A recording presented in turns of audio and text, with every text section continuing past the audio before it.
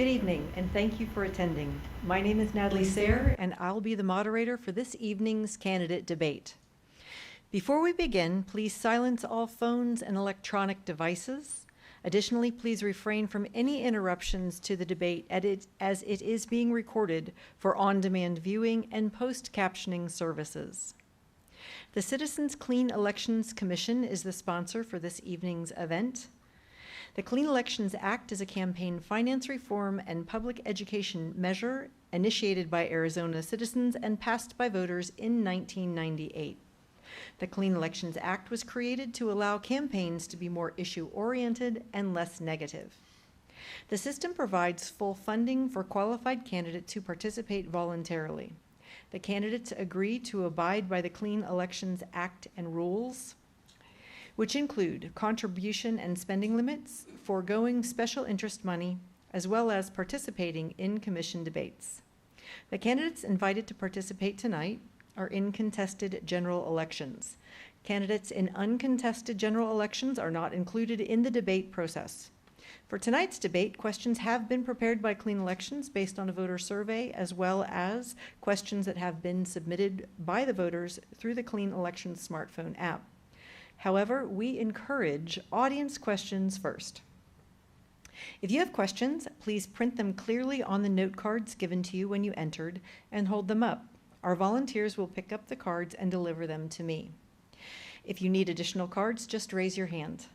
We screen questions for clarity, to eliminate duplications, speeches, or personal attacks on the candidates. The debate is scheduled for 1.5 hours, so we may not get to all audience questions, but we will do our best. There is an independent timer who will see that all candidates have their allotted time to answer the questions and will tell them when their time is up. As a courtesy to other candidates, please respect the time limits. When the timer raises the stop sign, the moderator will stop the candidate. Tonight's debate includes 1-minute opening statements, a quick lightning round. The first half of the debate begins with 2 minutes to answer audience questions. Each candidate will answer the same question, and we will rotate the candidate, which candidate responds first. After all the candidates have responded to the question, the first responding candidate will also be given an additional 30 seconds. The second half will allow for a different question per candidate, 1 minute to answer, and 1 minute closing statements. If you have questions for a specific candidate, please include the candidate's name on the note card, and it will be considered in the second half of the debate. We ask that you remain polite and quiet to all of the candidates and give them a fair and uninterrupted hearing, no matter how strongly you may agree or disagree with anything being said. Tonight's participants are Ms. Andrea Dalessandro, a Democrat, a Clean Elections participant, a candidate for State Senate in District Number 2. Ms. Shelley Kais, Republican, Clean Elections participant, a candidate for State Senator in District Number 2. Mr. Chris Ackerley, Republican, Clean Elections participant, a candidate for State Representative in District Number 2. Ms. Rosanna Gabaldon, a Democrat, Clean Elections participant, a candidate for State Representative in District Number 2. And Mr. Daniel Hernandez, a Democrat, again, a candidate for State Representative in District Number 2. The order in which the candidates will speak has been determined by alphabetical order by last name starting with the Senate for opening comments and will progress from that starting point. The order for the second half will be determined by reverse alphabetical order by last name starting with the House. Ms. Dalessandro, will you start opening remarks, please?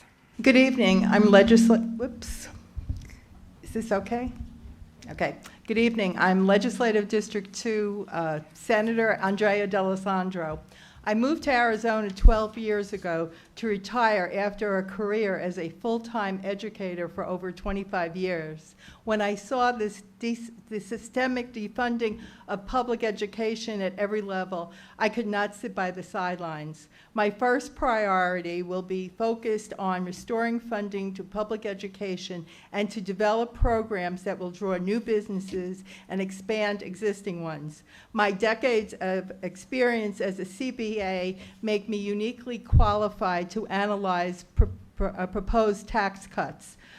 or adjustments. Jobs are number one, but let's not put the cart before the horse. Management considering moving their businesses to our area will require a well-trained workforce and a quality school for their children and those of their employees to attend. I will continue to be a strong voice for all of my constituents. Thank you. Thank you. Ms. Kais. Thank you to the citizens for clean election, and thank you to all of you for coming out tonight. My name is Shelley Kais, and I am the Republican nominee for the Arizona State Senate Legislative District 2. I am a wife, I'm a mother, I'm a teacher, and I'm a business owner. We moved to Southern Arizona in 2007 and opened our business in 2008. It didn't take long participating in business, organizations, and not-for-profits to realize that Arizona needed a voice in Phoenix and a voice in Washington, D.C. I'm here tonight to answer your questions, to listen to you, and to ask for your vote on November 8th. My name is Shelley Kais, and I am the Republican nominee for the Arizona State Senate Legislative District 2. Thank you. Mr. Ackerley. Thank you, and thank you again, everybody, for coming out. My name is Chris Ackerley, and I have been honored to be your representative for this past session, and looking forward to working with you in the future. I was in a first grade classroom at the beginning of this week, and I was reminded while I was in that classroom why it was that I ran and why it is that I wish to continue serving. They had me do a little presentation on what it is that a legislator does and government in general. And then I took questions. And so as all of those first graders were sitting there under a leaky roof and on a frayed carpet, one of the little first graders asked me, because I had told them that I am actually a teacher as well, what are your students' DMO scores, referring to the particular assessment that they use at that? And it just frustrated me so much that that's what education has become in this state. And so that's why I got into politics. That's my passion. And I thank you. Thank you. Ms. Gabaldon. Good evening. I'm Rosanna Gabaldon. I'm running for my third term as your Arizona State Representative, and it's been an honor to serve you. I support restoring funding for public education, for CTE, which is Career and Technical Education, and JTED. I support helping our schools recruit and retain teachers, get materials for classrooms, repair buildings, and build new schools. I support developing and strengthening economic commerce between Mexico and the United States. I support helping our families earn a livable wage. I want to invest in our municipalities and our counties for our infrastructure and transportation needs, and eliminating the major bottleneck at our port of entry. These are things that I'm going to be working on, and I'd like to continue to work on as your Arizona State Representative. I ask for your vote on November 8th, and I look forward to your questions. Thank you. Thank you. Mr. Hernandez. Good evening. My name is Daniel Hernandez, and I am running for State House here in District Number 2.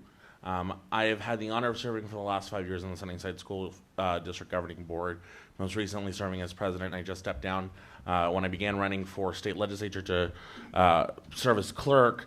And we've all talked about education tonight, so I'm not going to talk about my support of education because all of us up here support that, and I think it's something that we can differ on how we support it, but overall the concept is the same.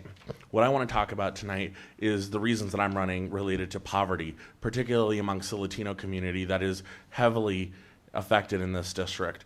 By making targeted investments in our infrastructure, which will help promote and create jobs that are going to be placed here in Arizona and cannot be outsourced, we're going to not only create economic opportunities for those that live here, but also help facilitate international trade. By investing in education, we're going to make sure that every child, regardless of what zip code they're born in, is able to be successful. And that's why I'm running, because I had great teachers who helped me along the way. I had a lot of people who supported me, and I know that we can't do this on our own. Thank you. Thank you.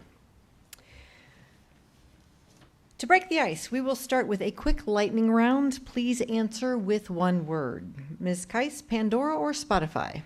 Pandora. Mr. Ackerley, CNN, Fox News, or MSNBC?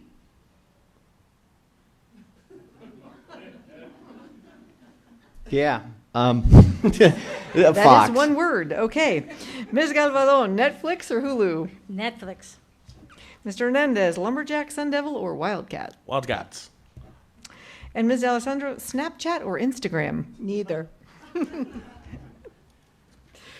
At this time, we'll begin the portion of our debate where each candidate will answer the same question with 2 minutes to answer, and the first responder gets 30 seconds to add. The first question is for Mr. Ackerley. Name one thing you will make your legislative agenda on day one and why. Just real briefly, the CNN question, Fox News question, MSNBC was the same question I got in the last one, and I flubbed it there too. I was doing the math in my head. Priority number one for me is restoring ninth grade JTED funding. I sponsored that bill the first session that I was in the legislature. Obviously, it never made it past the start line that session, and unfortunately, some of my colleagues had other plans because snuck into the budget was a reduction in JTED funding. So the next session, I fought really hard to bring, fortunately, the JTED community, the CTE community had asked me to sit on their steering committee, and I had brought those folks and had many, many meetings with the freshman legislators in the House, and pre-sponsored a bill to restore that funding and fought hard to make sure that we got that funding restored the next session. So the next step is to go and make sure that we can restore funding for our ninth grade JTED students. So many of these programs actually start in middle school and go through high school, and there's this problem that districts are having bridging that gap. And I would like to see ninth grade JTED funding. And beyond that, there are some programs that actually require 4 years of involvement in that to truly be successful. So if we can get that accomplished this next legislative session, I would be truly proud. Thank you, Ms. Gabaldon. Same question. Thank you. I have many priorities, but one of the priorities that I feel are very important is water sustainability. And rumor has it that there is going to be some legislation that's going to be coming in front of the House and the Senate regarding how we look at our future water supplies. As ranking Democrat of the Agriculture, Water, and Lands, and I hope to continue to serve on that committee, I'm going to be bringing some common sense to those proposed legislation that is actually coming. Very important. Water sustainability is important to us as a state because we don't know the value of our water until our well runs dry.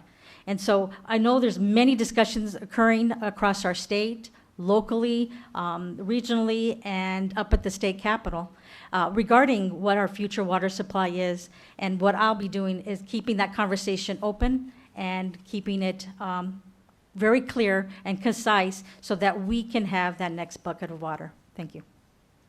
Thank you. Mr. Hernandez, same question. It's difficult to pick just one thing because there's so many issues that are facing Arizona. But I think one of the first things that I'd like to do is really look at refunding all-day kindergarten. This last week, I was able to attend a session with Governor Ducey and business leaders from throughout Arizona. And Dr. Michael Crow, the president of the Arizona State University, was one of the keynotes. And one of the findings from this was talking about the importance in setting a good foundation for all of our students. But it's not just important that we set up a good foundation for all of our students by having all-day kindergarten and hopefully some kind of pre-K programs. It's also something that really helps alleviate some of the problems that exist. Many of the students who are coming into our schools are coming ill-prepared because by the time that they get to kindergarten, which is half-day only currently as it's being funded by the legislature, when they get to first grade, many of them are already behind. So making sure that we have all-day kindergarten will not only make sure that we're meeting the benchmarks that have been set up by the legislature, including requiring that all of our third graders are reading at level before they're able to move on at the third grade, but also ensure that we are having our students in a safe and an enriching environment. Many of the students who do not have all-day kindergarten like we do at Sunnyside oftentimes are only in class for a couple hours a day, and then they go home with their nanas and their tatas, their family members, or put into quality childcare that's not of quality. So making sure that we fund all-day kindergarten will start making sure that we have a strong, solid foundation for the future generations of Arizona. And I think that's one of the big things that we can bring a lot of folks together because we know from the public side, from the school districts and the governing board sides, we would love to have that additional funding to be able to provide that support for our students, because it'll pay off dividends in the long run, and it's a good long-term investment. From the business side, having students who are better prepared is also a smart investment. And then finally, with nonprofits, we know that we can partner with organizations like the Helios Foundation, which was there for that conversation, saying how can we work together to really solve some of those systemic problems. Thank you. Ms. Dalessandro, same question. Thank you. The Democratic Caucus has fought for keeping JTED, keeping ninth grade JTED, and for full-day kindergarten, which is very important. But my one will be ethics. I'm sure all of you read in the paper about some of the abuses that happened under the Speaker in the House. But as a senator, my biggest concern is one of our senators has financially enriched himself to over $1 million over the year. I would like to see a bill for a sound ethics review.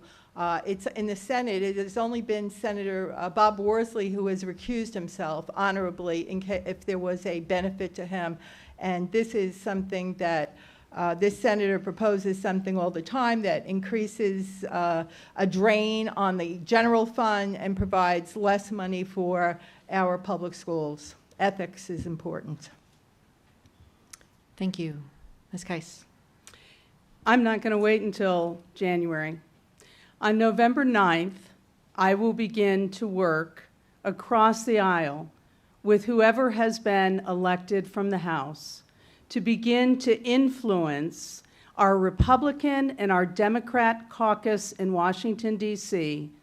to move legislation, the Water Resources Development Act, to move that legislation forward so that we can repair the problems that are potential to our district in Nogales, with tentacles that reach as far as Marana, that will threaten not only our water supply, but our wildlife and the safety of our citizens.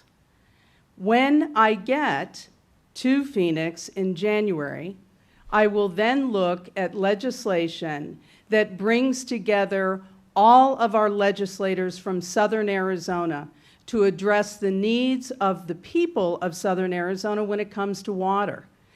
We have a major issue down in Nogales, and it is 45 miles away, so many of us don't hear about it or talk about it or read about it. But it will impact you as far up as Marana if there is an issue.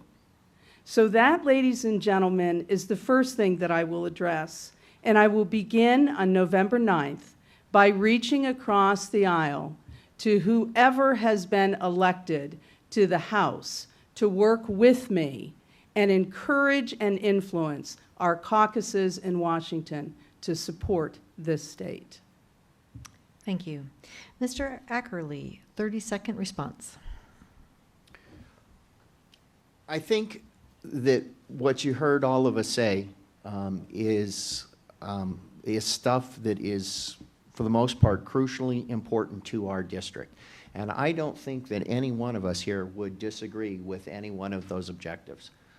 So I would be proud to serve with anybody up here on the table, but I think that when we advance these issues, we need to look at who's actually going to be able to move the legislation. Thank you. Next question, we're going to start with Ms. Gabaldon. What is your position on sanctuary cities? Thank you for that question. We as a state of Arizona need to look at all citizens and how we serve them and how we protect them. Sanctuary cities is about caring for our families and our children. I feel that there's a lot of debate about this, but I feel that when it comes to the welfare and the quality of life of a human being, that we must be open to that. And we must really look at how we take care of our citizens. Thank you. Thank you. Same question, Mr. This is, oh, can you hear me? There we go. this is another example of one of those things that comes up every couple of years that is not really a problem. The problem that exists here in Arizona and around the country is not sanctuary cities. It's the fact that we've not addressed immigration reform for the past 20 years. When we're really looking at the problem of sanctuary cities, what we're doing is we're creating a system where we're saying, these are the other folks. These are the other folks because they lack documentation that are not a part of our community. And yet, we know that these are folks that are contributing to the economy. They are folks that are a part of our communities. They are volunteers at our schools. They're students at our schools. So what we really need to do is not worry and yell at each other about these sanctuary cities, but really push our Congress to finally act. The Senate passed a comprehensive immigration reform bill a couple years ago. But because of the intransigence in the U.S. Congress and the House, we've not been able to move that forward. So we would have been able to have conversations about how we move 11 million people out of the shadows, get them out into the open, and make sure that they are fully recognized as members of the community.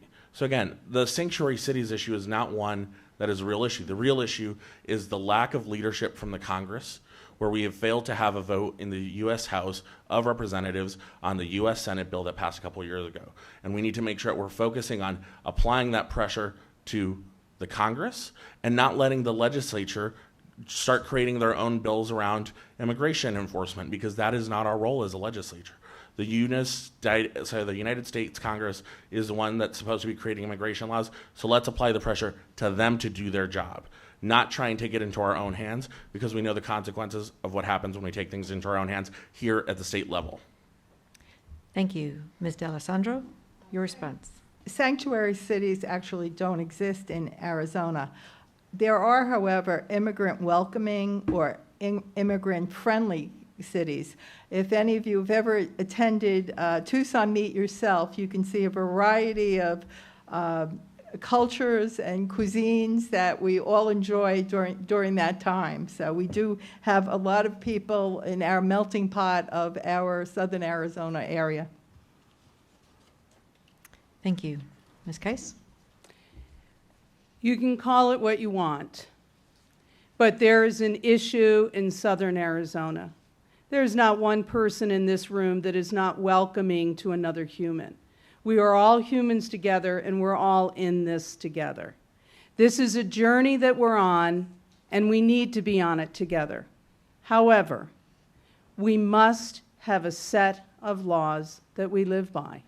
We may not like it, and we may want to lobby Congress. We may want to pass comprehensive immigration reform. We may want to do all of those things. But we have a set of laws. And when I go 60, which knock on wood I haven't, but if I go 60 and a 55, they pull me over because we have a set of laws. Ladies and gentlemen, crime rates were released, and do you know, Arizona's not as safe as it was a year ago. Murder is up 11%. We turn on the news at night and we see young men and young women fighting in the streets. We need to enforce our laws. We need to care for our people. And we all need to acknowledge in this room that there is no human that any of us would leave behind. With that, the role of sanctuary cities potentially could limit southern Arizona in federal funding. That could also be an issue that would impact us as a community. Thank you. Mr. Ackerley.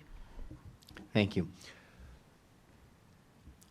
I agree with my opponent that we do have to put pressure on Congress to solve our immigration problems in the country.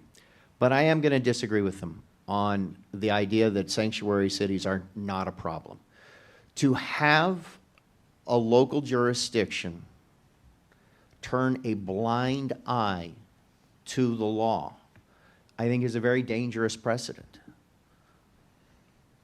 I have absolute compassion for people who find themselves in this situation. I teach many of them at the high school that I teach at. But the idea that a jurisdiction is simply going to ignore the law is not a concept that I can support.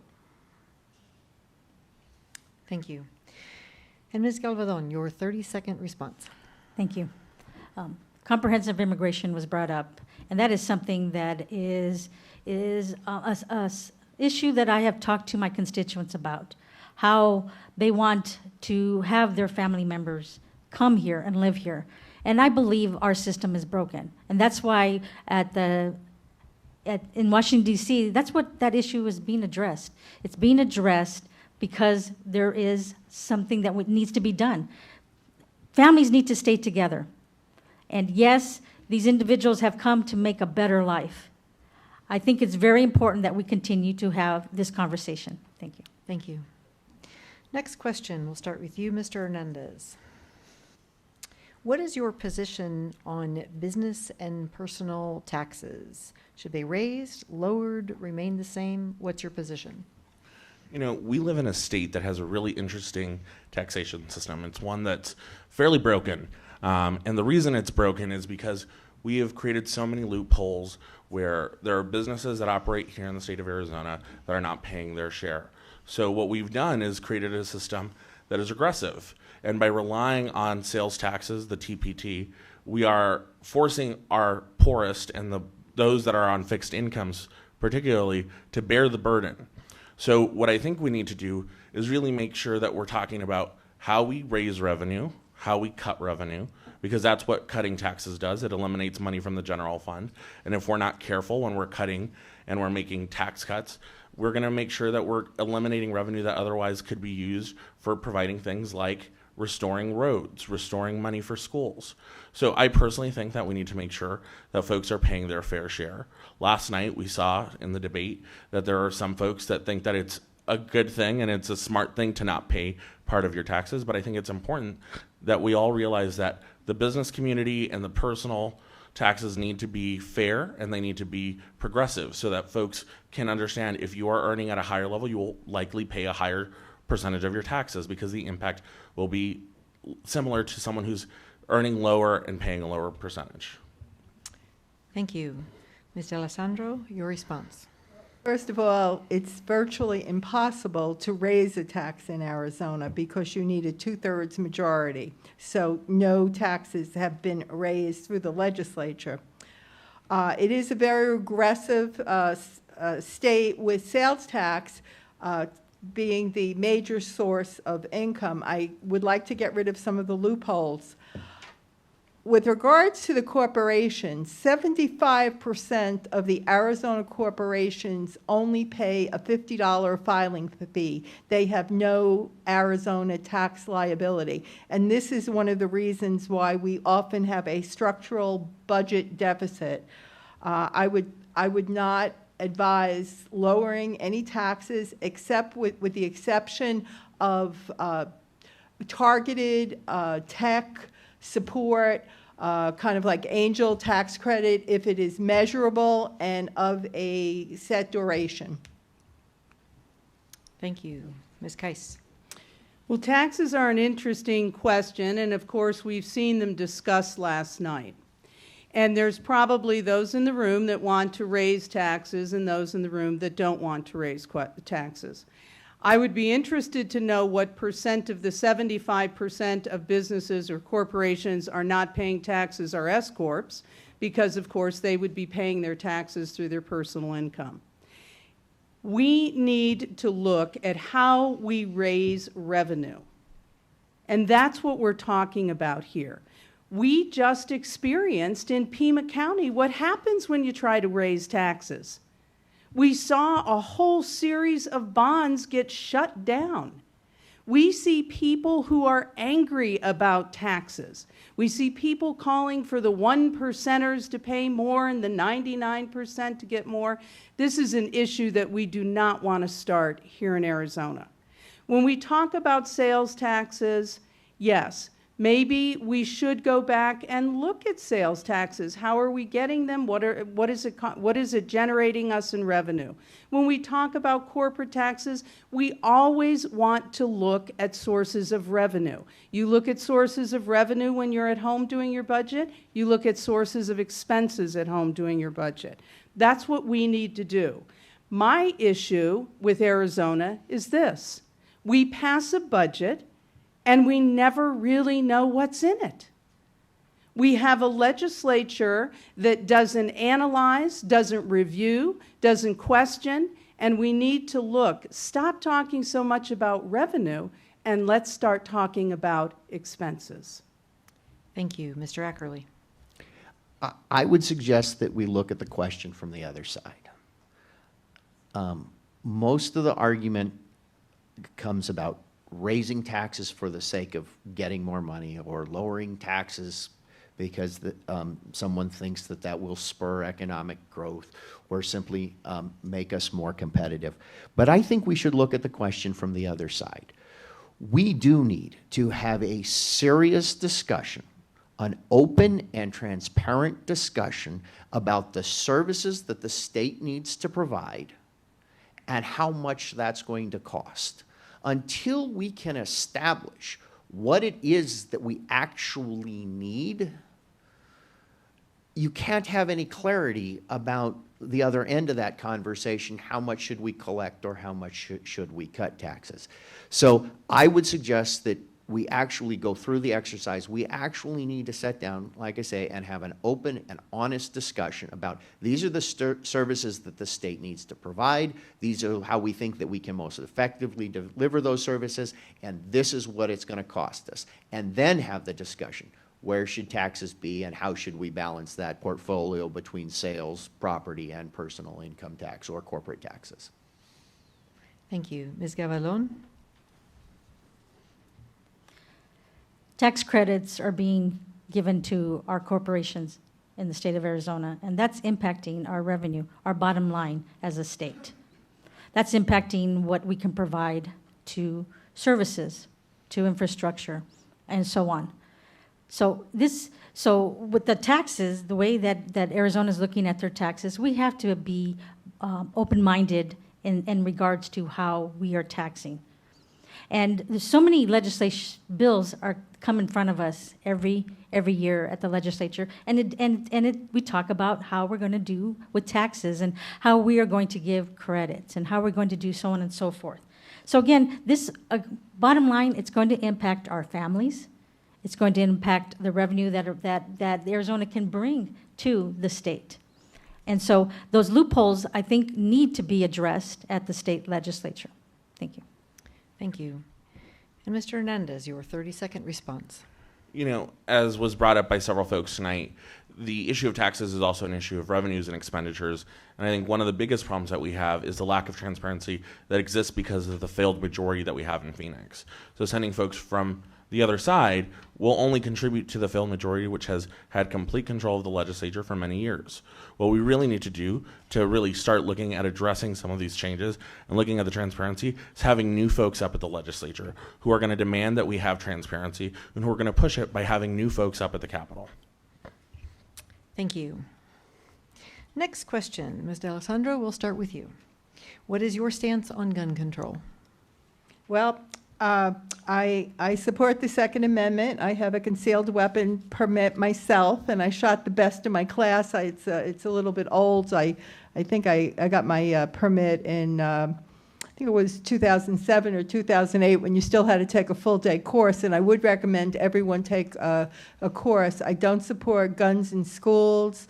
I've talked to a lot of law enforcement people, and they've told me, you know, you come to a scene, you don't know who the good guys are or who the bad guys are. So you could be shooting a hero or shooting a villain, and you don't know. I commend the person at the Gabby Gifford shooting who had a weapon out and just couldn't quickly assess the situation. He couldn't tell who the villain was and who the rescuer was, and he, you know, kept his cool and did not fire. Thank you. Ms. Kais? I support the Second Amendment.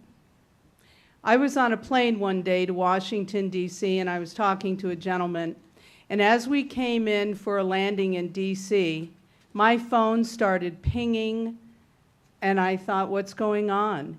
And the woman in front of me turned around and peeked through the 2 seats there and said, "Oh my God, there's been a shooting at the Navy Yard. Several are dead." I started looking at my phone. There was a message from my sister, a message from my husband, nothing from our daughter who worked at the Navy Yard. Our daughter is healthy and safe, thank goodness.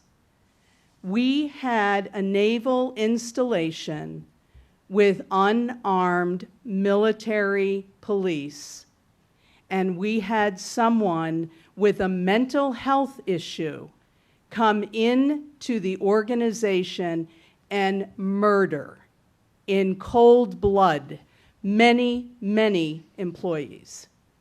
We have become very confused on this issue.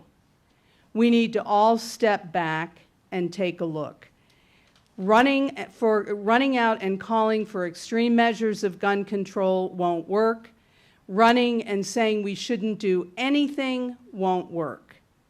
But let's look at this with some common sense and some passion for the people who work in buildings, work in schools, fly planes, and just are out in society. I support the Second Amendment. Thank you. Mr. Ackerley. There is no question that we have a problem with gun violence in this country. However, I think there are multiple problems contained in that statement. The first is, as we've seen recently, a terrorism issue. And I don't think it really matters what weapon the terrorists use. That problem has to be solved from a different angle.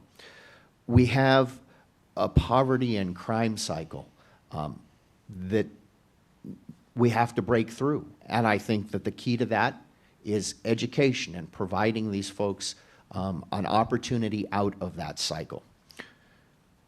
We have a mental illness problem, right? We need to give law enforcement, health care professionals, educational professionals, the tools and access to intervene in those situations in a way that doesn't infringe on people's due process rights, but gets them the intervention and the help they need.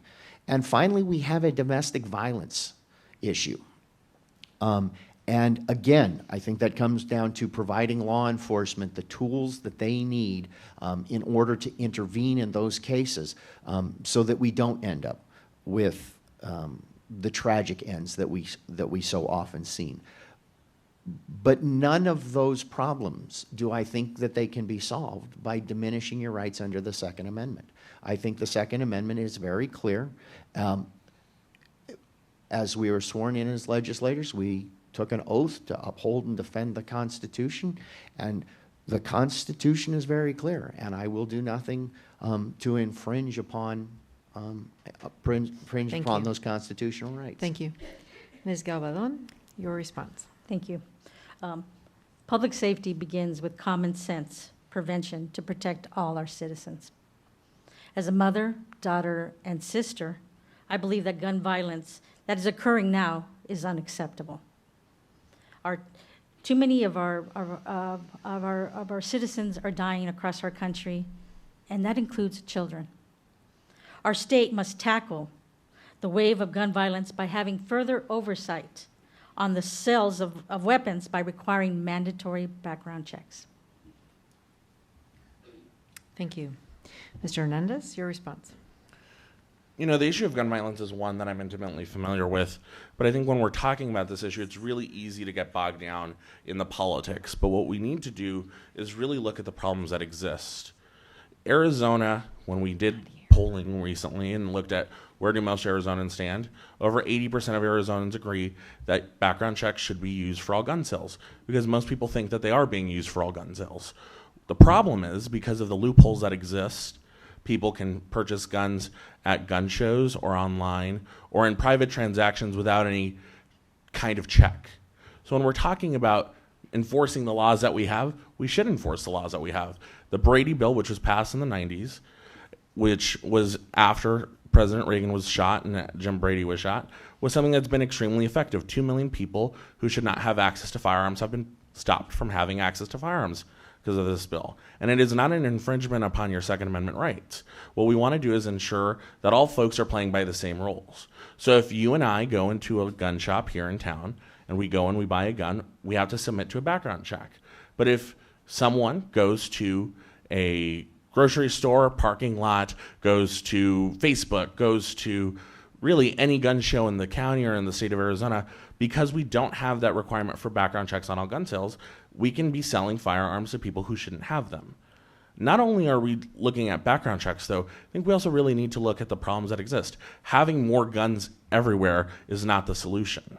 Having people who are trained, having people who understand how to use the firearms is one way to make sure that we prevent gun deaths, as was referenced by Ms. Kais. But we don't need guns everywhere, and I think that's why I'm so disappointed that my opponent voted for allowing guns in public buildings. It's something that we don't need guns everywhere. We don't need to give up our state sovereignty by signing a compact, another bill that my opponent supported, to say we are safer. The way that we are safer is by working together to address the mental health issues that exist, but also by making sure that we require background checks for all gun sales. Thank you.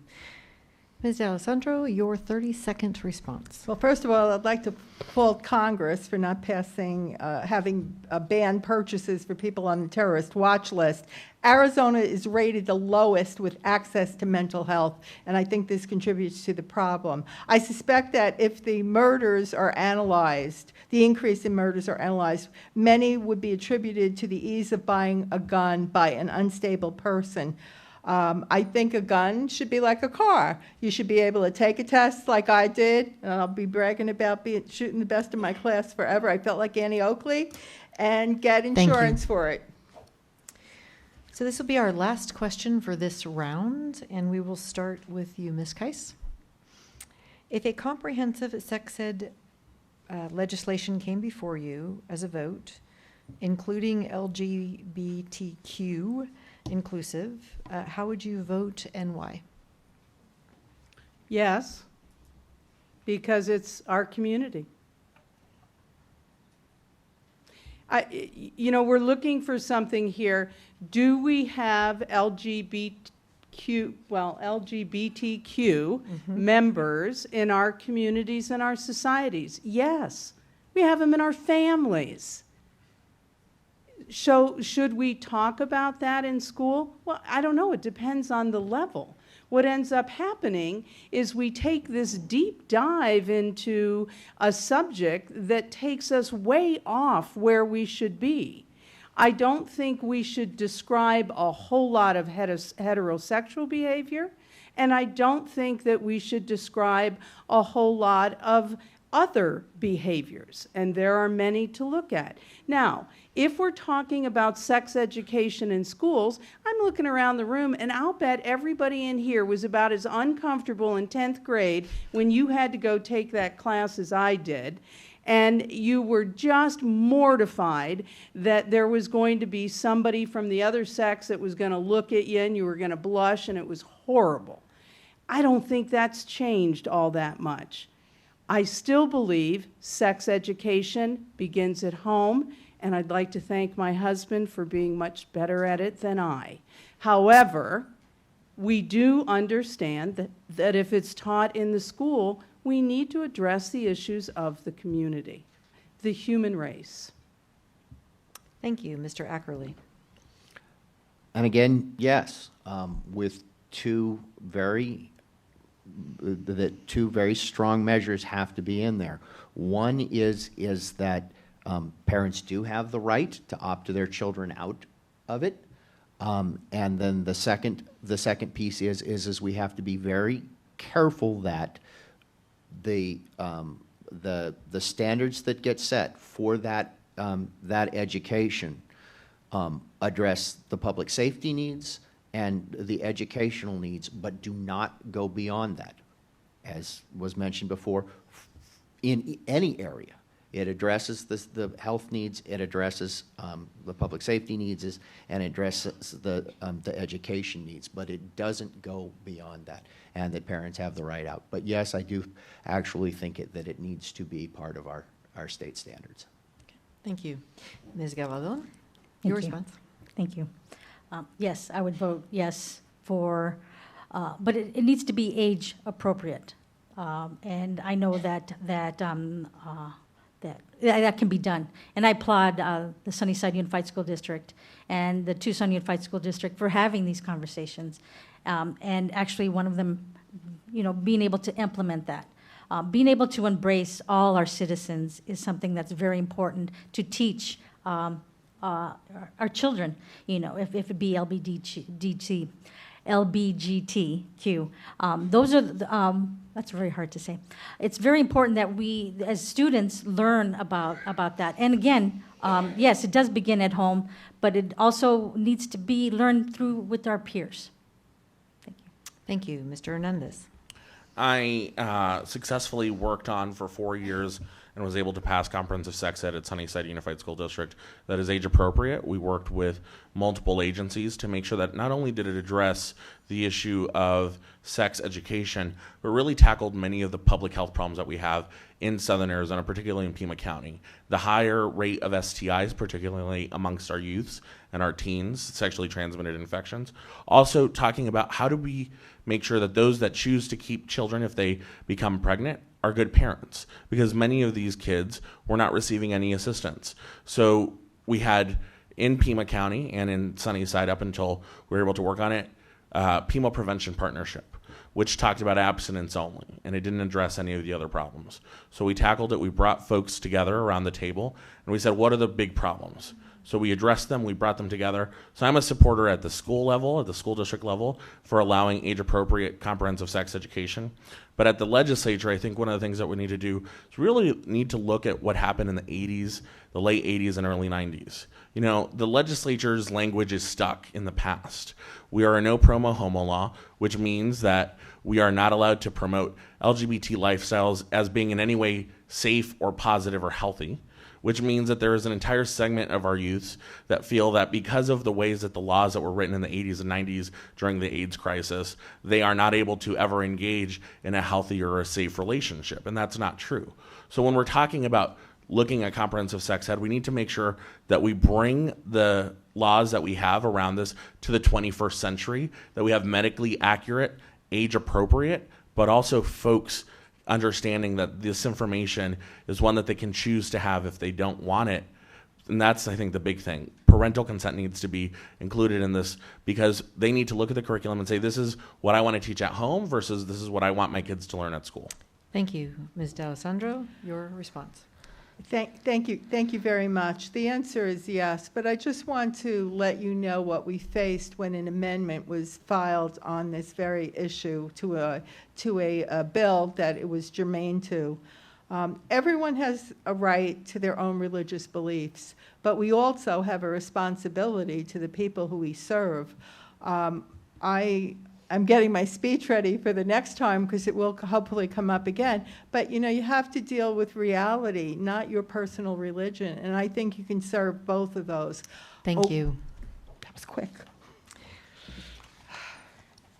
At this time, we will transition to the part of the debate where each candidate will receive a separate question. 1 minute to respond.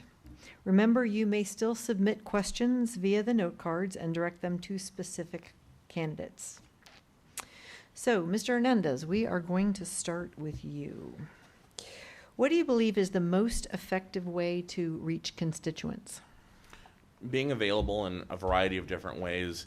I think one of the big things that I've learned from working with members of Congress, working with members of the legislature, and local level is being accessible. One of the things that Congresswoman Giffords used to do was Congress on Your Corners. I've held coffee with constituents, both those that are employees in Sunnyside and those that are voters in the district, by going and meeting them where they live, where they are working, so that it's not a burden to them for me to be able to talk to them about what we're working on. So being accessible in person, being accessible by phone, by email, and really creating different opportunities for folks to become engaged. Because not everybody will come up to you and tell you what they think or ask you a question in a big forum. So having opportunities for them to ask either via telephone or by email or even by letter, I think, is important. Thank you. Ms. Gabaldon, your first question. What can the legislature do to help our water future? Thank you. There was 2 bills that came in front of the legislature regarding special interest and developers. And it was very important that we as legislators knew what the impact that was going to have. And it did pass the House and the Senate, and I was very happy that the governor vetoed that special interest water, because water is very important. And when we talk about the future of our water supply, we have to have that open conversation and to bring in all ideas, if it be the federal, the state, and our local entities, to have that conversation. And it is happening right now, and I'm very proud that I am participating in these conversations. Thank you. Mr. Ackerley, we have several questions around HB 2527, and the audience would like to know why you voted in favor of that bill, which allowed guns and laws around the guns at the local level. I'm not sure exactly what bill that was by So the number, what session and what bill, but allowing guns in public okay. buildings? I have a different take on that issue than obviously many of the folks sitting here at the table. I don't view the bill as allowing guns in public buildings. What I viewed that bill was it takes more than a sign to prohibit guns from public buildings.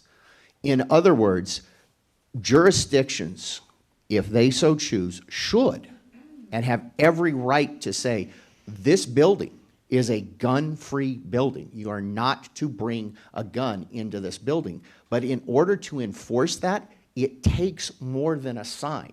It would actually take security measures.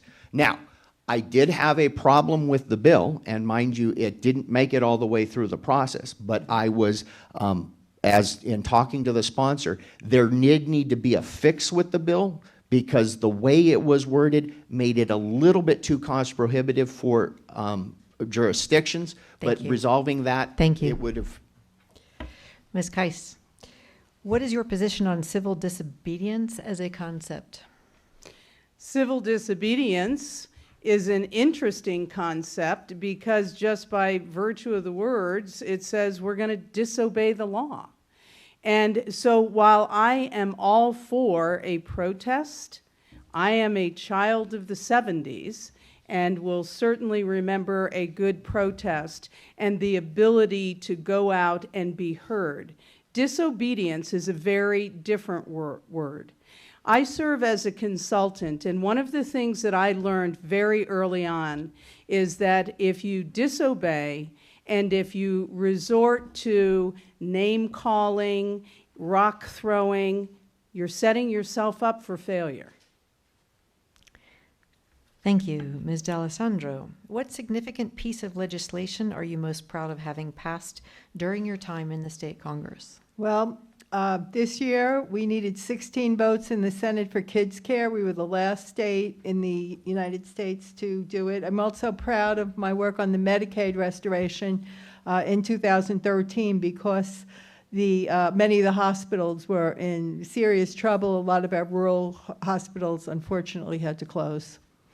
And I guess if I took out a third one, it would be my support for Cherry Bell Mail Processing Center, my 2 concurrent resolutions that urges, we get involved with a lot of congressional issues, and it urges Congress to restore Cherry Bell Mail Processing Center to full capacity.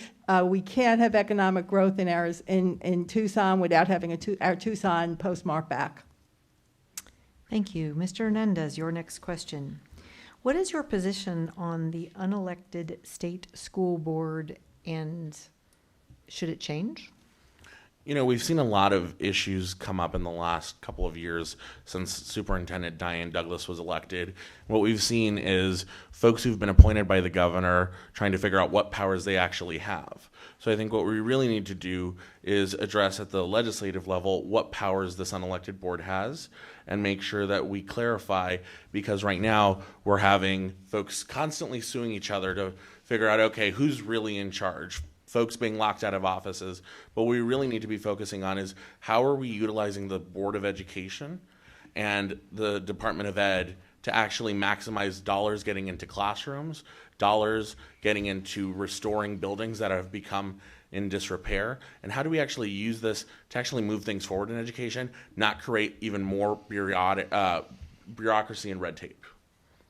Thank you. Ms. Gabaldon, your next question. How do you plan to fund education and pass legislation to boost it?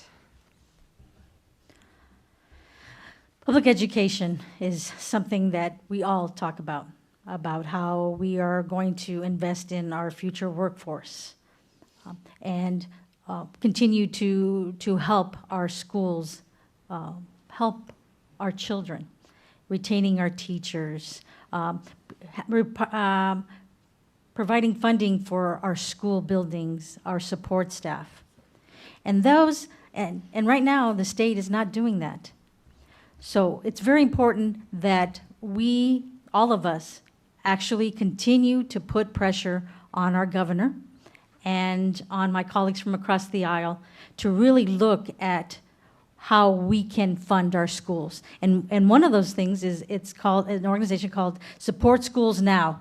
And that's an organization that is bringing up solutions and absolutely probably some ideas on how we can fund our schools. So investment in public education is very important, K through 12 all the way to our universities. Thank you. Mr. Ackerley, do you advocate for local control? For instance, do you think the legislature has the right to stop laws such as the ban in Tempe on plastic bags? So there's a hierarchy here that I go through when I'm evaluating those laws. Limited government, local control, fiscal responsibility. So yes, I absolutely support having the decision made by the body that is closest to the actual issue. But that first question has to be answered. Limited government. Is it the place of a city to ban plastic bags? My answer to that question is no. It is not the place of city government to deal with plastic or paper. That is not a decision that city government should be involved with. Now, if it was a decision that I thought that that government should be involved with, absolutely having it at the lowest level. Ms. Kais, where do you stand on private prisons? Oh, private prisons. That's an interesting question because you see all the studies are indicating that private prisons are not effective. So here's what we've done. We've gone and we've outsourced our prisons, and they may be more cost effective, but what we're starting to see even at the Administrative Office of the U.S. Court, which is our judiciary, is doing very in-depth research into this issue. Should we privatize prisons or should we have them in-house as a government service? If we look at having them in-house as a government service, we see an ebb and flow of this, where sometimes the price is higher and then the price goes down when we outsource, and then the contractors take the price back up. And so this may be at one of those points in time when we need to bring the prisons back in, and then we will look at evaluating the price of them at that point. Thank you. Ms. Dalessandro, your next question. As you reflect on the last legislative session, what do you believe was the worst bill passed? God, that's really hard. There are several, but one that comes to mind is the reform of the campaign finance anyone could buy any race, and we can have all one party if enough outside money comes into it. But the one I find the most disturbing was expanding the Supreme Court from 5 to 7 members. Current justices on both sides of the aisle and retired justices on both sides of the aisle said it is not necessary. There wasn't any kind of backlog. We need funding in our judicial system, but not to expand the Arizona Supreme Court. The biggest issue I have with it, it costs our good taxpayers, and will cost our good taxpayers every single year $1 million that could be used in the schools and for other things that our state really needs. $1 million. 2 salaries are about $400,000 with their benefit package, plus law clerks and more lawyers and more space and more supplies and more secretaries. It's total waste. Thank you. Mr. Hernandez, what is your position on a national Medicare for all health insurance system, and how would you educate people about that position? You know, when we talk about healthcare, it's a really complicated system. And with the Affordable Care Act, we made progress, but what we've seen is there's also a lot of things that need to be addressed. So when we're talking about a national healthcare system like Medicare for All, it talks about bringing everybody into the same pool, using different kinds of tools that have been used in other places. And I think the solution needs to not be, we're just going to scrap what we have and start over, because that's not realistic. When we look at what's going on in the Congress and in the legislature, we can't just throw out everything and start from scratch. What we need to do is we need to create fixes at the state and local level. One of the things that happened here with the Affordable Care Act is in Pinal County, we saw that they were down to 0 providers in the healthcare exchange. Blue Cross Blue Shield stepped up to the plate to provide at least 1 provider, but we need to work to try and create incentives within the system that we have and try and create fixes. So right now, as much as I think we could prove that the social experiment would be interesting, I don't think it's the right time to go down that avenue, and I think we need to really work on the system that we have now. Thank you. The audience would like to know, Ms. Gabaldon, what significant piece of legislation you're most proud of having passed during your time in the state Congress. Thank you. Actually, there's several, but I want to share kids care, where 30,000 of our children are going to have quality health care. The passing of access, Medicaid, was very important because a lot of individuals were falling through the cracks in regards to having good health care. There also there was some bills that actually was addressing water, which was very important. The study of desalination was something that I stood up on the floor and encouraged all my colleagues to pass this, to vote yes, because different resources, different issues that come to our water. And one of the things is there was a study committee to actually look at a different source of water. Thank you. Mr. Ackerley, in what way does your voting record demonstrate the support of students and teachers? So we had, during the first session, I was one of the very few Republicans who, and I was in fact the only Republican who voted no on all of the budget package. What we passed in that, what was passed that first session, I could not support because it further cut education. The second session, I and a group of legislators on the Republican side drew a line and said, we will not cut education any further in this budget. And so we held the line, and we actually got that to be the case in the budget. This last budget, we did not cut any more from education. Now, we have not restored nearly what we need to, but it didn't cut education. And then, as I said, I spearheaded an effort in the House in order to restore JTED funding after it had been mistakenly done in the first session. Thank you. Ms. Kais, what is your position on vouchers for private school attendees? Vouchers for private school attendees is a very interesting solution to a failing education system.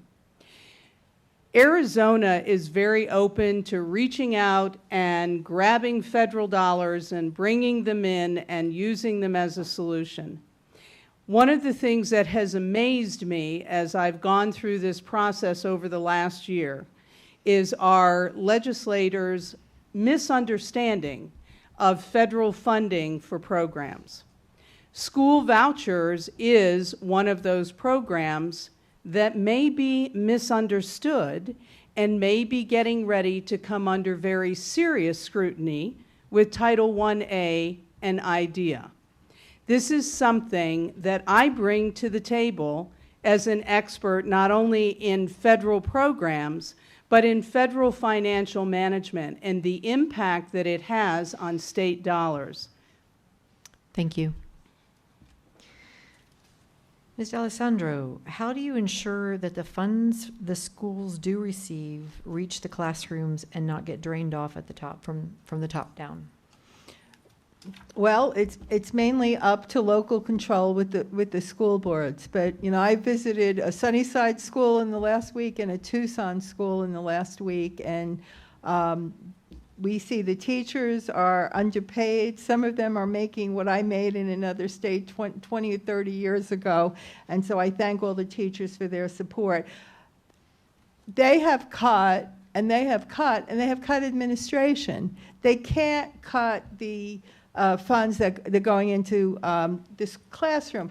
In Arizona, we have a lot of busing going on. We have a lot in our district. We have a lot of free and reduced lunches. So we have costs that aren't typical to some other states. In smaller states that you just go, you know, walk to your school, a lot of our children are bused, and our administrative costs are way below the national average.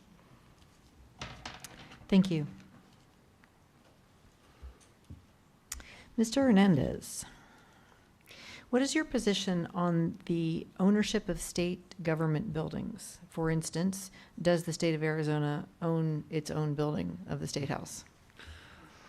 Well, one of the things that we like to do at the Capitol is play gimmicks with the budget. And a couple years ago, when we were really in dire straits, we sold and then leased back the Capitol buildings. And I think those kinds of things are the things that we see all the time at the Capitol. We see tricks being played, shell games being played, and we keep passing the buck. What we really need at the legislature is leadership. So when we're talking about owning our own buildings, yes, we should own our own buildings. It's ridiculous for the state of Arizona not to own its Capitol or to own its museums or to own anything that is a public good. But what we need to do is make sure that we don't abdicate the leadership at the legislative level and pass the buck to voters like we did a couple years ago with Prop 100, which was an increase in a sales tax because we couldn't come together and agree on what we were going to fund and what we weren't going to fund. And I think, again, this goes back to leadership, which we've seen really lacking. We should own our buildings. They are a public good. They are a public entity. But we should not allow us as a state government to keep playing these shell games. Thank you. Ms. Gabaldon, what is your position on Prop 205, the legalization of recreational marijuana? Prop 205 is going to be up to the voters to decide in November. Per a report from the DOC, the Department of Correction, a large number of those incarcerated are for holding small amounts of marijuana are youth, and majority of those youth are minorities. So I care about our youth. I care about our children, and this is something that's going to be addressed. But also there are concerns about Prop 205 that is. And that is because the burden of how do you define under the influence, and how's that going to impact our businesses? Thank you. Thank you. And Mr. Ackerley, the audience would also like to know what significant piece of legislation you are most proud of passing during your legislative time in Congress. Well, obviously, the JTED restoration was, getting that done was what I was most proud of. But that wasn't just me. That was the entire caucus and, in fact, the entire body acting in unison. So that wasn't my bill. One of the things that I think that I'm probably the most proud of and that required the most work is all of the bills that I ran were for specific problems in the communities that I serve. And I was able to get several of those pieces passed, but the one that required the most work was a flood control issue for the small town of Patagonia. And being able to bring all of those stakeholders to actually craft a solution that would actually work, that's probably the one that I'm most proud of. Thank you. Ms. Kais, what is your position on Common Core standards?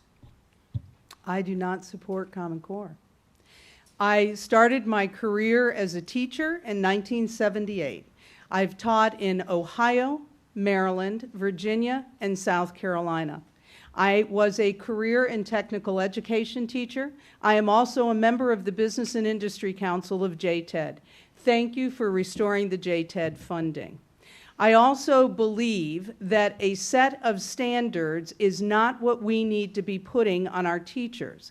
If you look at what's going on financially in our education system, you will be alarmed. Schools are busy putting together grants. They're busy putting together the administrative burden of monitoring those grants. 15% of funding coming from federal dollars and the administrative burden tied to monitoring those federal grants and the federal funding. Ladies and gentlemen, our teachers are not spending as much time teaching. Thank you. Ms. Dalessandro, what are your thoughts regarding increasing the state's minimum wage?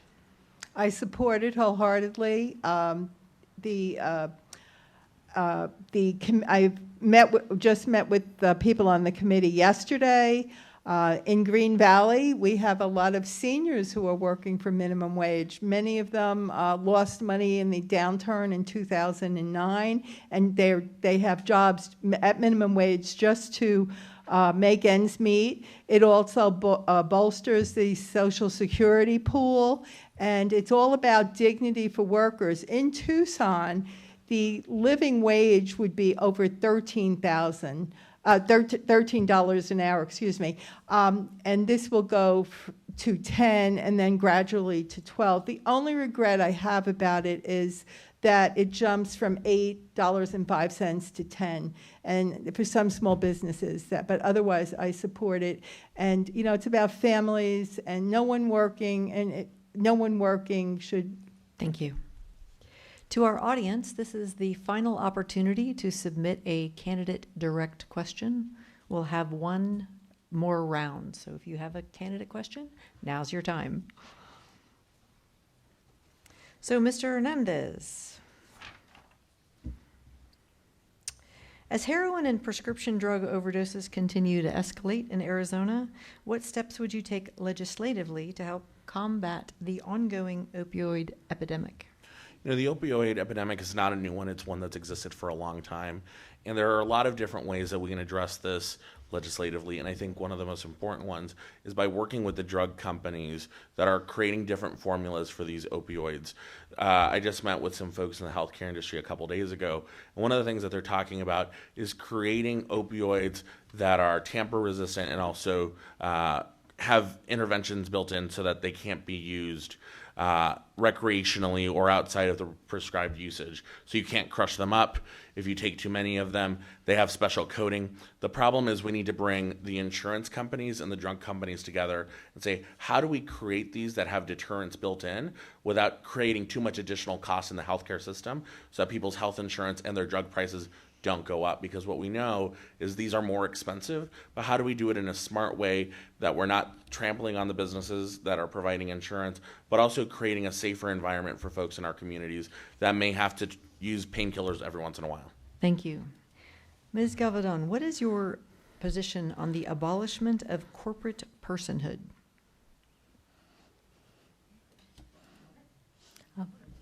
Abolishment of personhood. I'm unfamiliar with that.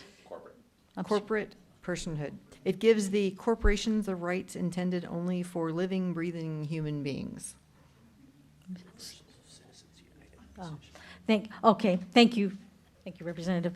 Citizen United, corporations are people. I don't believe that.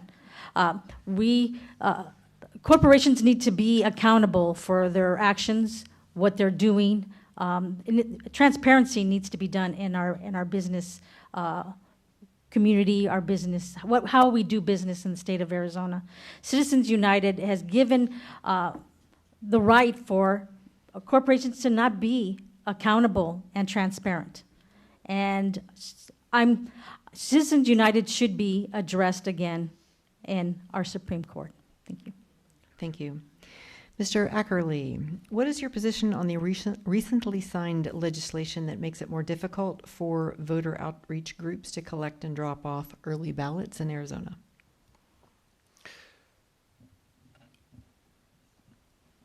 I don't think that we can have a system that has the full faith of everybody involved when there are opportunities for fraud. Now, many of the people who were against us banning the ability of people to collect ballots and drop them off at the polls in large numbers said that there was no instances of fraud that anybody could report to. But the reason that if you own a business that you have a safe or use a cash policy management system is not because somebody has stolen from you, but because you're preventing it. And so the idea that groups would go out and collect ballots and there be no transparency or accountability behind it is simply very troubling for me. I think that the way that we crafted the law this time makes it so that you can have people deliver your ballots, but not organized groups. Thank you. Ms. Kais, what is your position regarding the federal government assigning control to Arizona's federal public lands to the state? First off, I want to say that I'm a businesswoman, and we've talked about Prop 205 and 206, and I would be happy to speak to anyone outside at the end of this evening to explain to you what that will do to business in our community. It'll do much the same of what the federal assignment of lands in Arizona is doing to our inability to generate revenue. Ladies and gentlemen, when the federal lands are not available for opportunities to generate revenue and build our communities, that's what's holding us back. We're up here talking about why we can't raise enough money to appropriately fund our schools. We're talking about why we privatize prisons. We're doing that because we're trying to cut costs at every angle when we've got all kinds of opportunities sitting out there for us if we would take them. Thank you. And last question for Ms. Dalessandro. What is your opinion of the amount of money the state of Arizona spends in addressing the needs of the state and its citizens? Well, it seems like we're on the lower end of all the good things, like we're 48th or 49th, arguably, for school funding. We're on the top for access, the lowest rated for access to mental health. It seems that all the good things, we have responsibilities to our constituents, and I don't think because of the excessive, ineffective corporate tax cuts they've done over the last several years, they are not meeting the needs that the constituents have. And if they did meet those needs, it would be better for everyone. If the schools were adequately funded, we would have programs and we would have more businesses coming here. Arizona does not have a good reputation. It's often, not lately so much, but the laughingstock on television. And we have to change our image and our action for the good people that live here that we're responsible for. Thank you. At this point in time, we'll move to closing statements. Mr. Hernandez, 1 minute closing statement. Thank you to the Clean Elections Commission for putting this on tonight. I think what you've heard tonight is a variety of different issues that are facing Arizona, and I think when you're looking at who to send up to the Capitol, the choice is clear. We need to send folks who are thoughtful, folks who will work to actually accomplish things. And I think one of the things that we also need to do is make sure that we're sending folks who are able to get things done. I have a track record of doing that at Sunnyside, from helping clean up a district that was in disarray with lots of nepotism and corruption, to a place now where we have a great place for students to learn and teachers to work. I'm asking for your support and the support of the Democratic team, because I believe that we are the best suited to be able to go up to the Capitol and really hold the feet to the fire for those that need to be held their feet to the fire. I'm also asking for your support because I know that I have experience getting things done. I'm proud to be endorsed from groups as diverse as the American Federation of Teachers to the Arizona Chamber of Commerce, because I'm able to bring disparate groups of people together, and I'm able to work on getting things done. I've worked with Governor Brewer, I've worked with Republicans in the legislature for years, accomplishing things from stopping bad bills from going into effect to passing good bills. So I'm asking for your support for myself, Andrea Dalessandro, and for Rosanna Gabaldon. Thank you. Ms. Gabaldon, your closing statement. Thank you. I want to thank the Clean Elections Commission for hosting us. I'm going to bring integrity, experience, and effective leadership, and I'm going to continue to do that. I have, and I will continue to do so. I was first elected to the Sahuarita Town Council. That brought me some experience, and then I moved on, and I won 2 elections to serve as your Arizona State Representative, and like to have a 3rd. I serve on boards, and some of those boards I co-chair, and I am a vice chair of one of those boards. I have built relationships with some of my colleagues from across the aisle, with my constituents, with stakeholders, with businesses. I want to continue to be your public servant, and I have enjoyed doing that, and I will continue to work very hard for you, and please support your Democratic LD2 team. Thank you. Mr. Ackerley, your closing statement. Thank you, and I want to thank everybody for coming out tonight. Going back to that first grader who was sitting on that frayed rug under that leaky roof, and more concerned about what the math standards in high school were going to be than anything else. I'm an educator, 17 years in the classroom, math and physics, and that's what motivated me to get into politics. We have a definite problem with policy and funding for education in this state, and I have worked hard to direct a solution and push some solutions forward. I want to continue doing that. I also take that name in my title, state representative, very seriously. Over the last 2 years, I have been able to pass more pieces of legislation that directly solve problems in the communities I represent than all of the previous senators and representatives from LD2 combined. I am proud of my record, and I'm asking for your vote in November. Thank you. Ms. Kais, your closing statement. Ladies and gentlemen, I'm a businesswoman. I'm the one at this table that signs the front of a check. And I've been signing the front of a check for 25 years. And what I've learned in those 25 years is how important it is to bring people to the table to make decisions. I build relationships. I bring people to the table, we discuss issues, and just like this evening, I didn't get my 30-second rebuttal there, but if you noticed when we were talking about sex education, you noticed that Representative Ackerley then came and said with an opt-out, and Representative Gabaldon came and added another piece of this. Ladies and gentlemen, I believe that we need to work issues together. My opponent has, in a recent news article, said that we need to bring Phoenix to Nogales. I believe that we need to bring the experts in Nogales to Phoenix. My name is Shelley Kais, and I will be asking for your vote on November 8th to take a voice for business to Phoenix. Ms. Dalessandro, your closing statement. Yeah, thank you. You know, I've been endorsed by the Arizona Tech Council, realtors, firefighters, and teachers, doctors and nurses, and a host of other people. I've already been recognized for my efforts in tourism in Nogales and Santa Cruz County at the Governor's Tourism Conference. I'm the recognized Democrat trying to reopen the film office. I've had 8 senior scam prevention events since I was elected in Pima and Santa Cruz County. I've been standing up to be your voice for renewable energy and to stop rate increases both at TEP, TRICO, and UNS. I am grateful for the support of the Republicans that I have, the Democrats, the Greens, and the Independents, and I humbly ask for your vote to keep my strong voice in the Arizona Senate. And please support the Legislative District 2 team of Representative Gabaldon and Daniel Hernandez. Thank you. To our candidates, we thank you so much for participating in our forum. And to our audience members, we thank all of you who took the time to come and inform yourselves before voting. We encourage you to visit www.azcleanelections.gov, where you can find information on the upcoming elections.